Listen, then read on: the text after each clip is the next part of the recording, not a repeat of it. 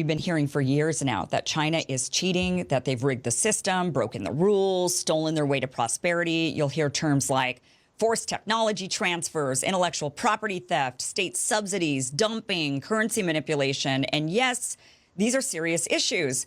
But if we really want to understand what happened over the last 30 years, why America lost millions of good-paying jobs, why our infrastructure is collapsing, why theirs is rising, why China now leads the world in manufacturing EVs and high-speed rail, we need to look past the slogans and ask the uncomfortable question, is China really cheating, or did our own elites simply sell us out? For years, foreign companies wanting to access to the Chinese market had to partner with Chinese firms and share their proprietary technology. That's called a forced technology transfer. Critics say this gave China an unfair advantage, but let's be honest, no one was forced. Western firms wanted a slice of the biggest market on earth. They willingly traded tech for profits. And China said, we'll let you in, but you have to teach us how to build. And we said, yes, over and over and over again, because our CEOs weren't thinking 20 years ahead. They were thinking about their next quarterly earnings call. Yes, there's IP theft, there's hacking, there's state support, but let's not pretend we're innocent. The U.S. runs its own espionage operations. We've interfered in governments around the world. And when it comes to subsidies, the U.S. subsidizes agriculture, defense, oil and gas, Wall Street bailouts, and now tech firms under the CHIPS Act. We don't admit it. China does it openly because their system, the economy serves the nation. In our system, the economy serves shareholders. Currency manipulation? Well, that was true 20 years ago, but not anymore. China's actually spent the last decade propping up its currency to maintain stability. And non-tariff barriers, yes, China plays protectionist games, but so does everyone else, including us. We ban chip sales, restrict Huawei, embargo countries, and rewrite financial regulations to serve American interests. The reality is this: China didn't steal our prosperity, our own elites gave it away. They pushed for China's entry into the WTO. They offshored factories, dismantled unions, and told American workers to learn to code. The steel towns collapsed. The textile mills vanished. The auto parts industry got hollowed out. But the Dow Jones hit record highs, and that's all that mattered. And what did China do with its surplus? It didn't hand out stock buybacks. It didn't pump the money into speculative finance. It built high-speed rail, smart cities, new energy grids, entire industries from scratch. And what did we do? Well, we built financial bubbles. We gutted public schools. We defunded infrastructure. We gave tax cuts to the ultra wealthy and told everyone else to tighten their belts. And now we think tariffs are going to fix this? Tariffs are like putting duct tape on a collapsing bridge. They raise prices, disrupt supply chains, and they invite retaliation. They don't build new factories. They don't create a workforce. They don't fix our broken system. At best, they're a pause button. But we don't need a pause. We need a reset.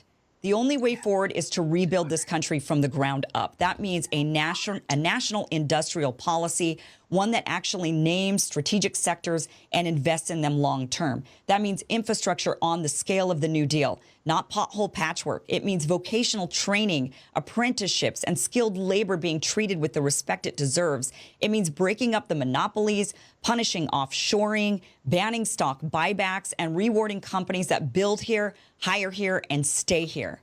But instead of doing that, instead of focusing on America, what are we doing? We're talking about war with Iran. We're dropping bombs on Yemen. We're spending billions, waging proxy wars on behalf of a foreign government while our own cities look like war zones. We're pushing endless military aid packages, inflaming global tensions, and marching toward another conflict that has nothing to do with the American people and everything to do with the interests of defense contractors and their lobbyists. And when we're not trying to start a war, we're fantasizing about expanding our empire, making Canada a U.S. state, buying Greenland, stationing troops on every continent, guarding pipelines and mineral routes while our own border is a disaster and our veterans sleep in tents.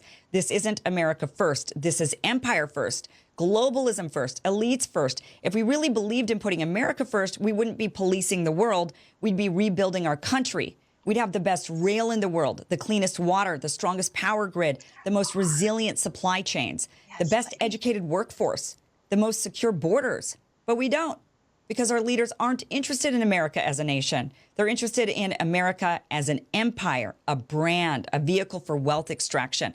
And that's the greatest betrayal of all. Because China is playing for China, acting in its own self-interest. Our ruling class is acting in their interest, not yours, not mine, not the country's. So no, the real problem isn't that China is cheating. The real problem is we've been lied to by the people who sold us a dream they never believed in, who hollowed out our middle class, who told us it was normal to work 3 jobs and still be broke, who mocked the idea of rebuilding this country while cashing checks from companies that sent your job to another continent. They handed China the blueprints. They signed the deals. They wrote the trade laws. And now they want to blame the people who took advantage of the opportunity they created?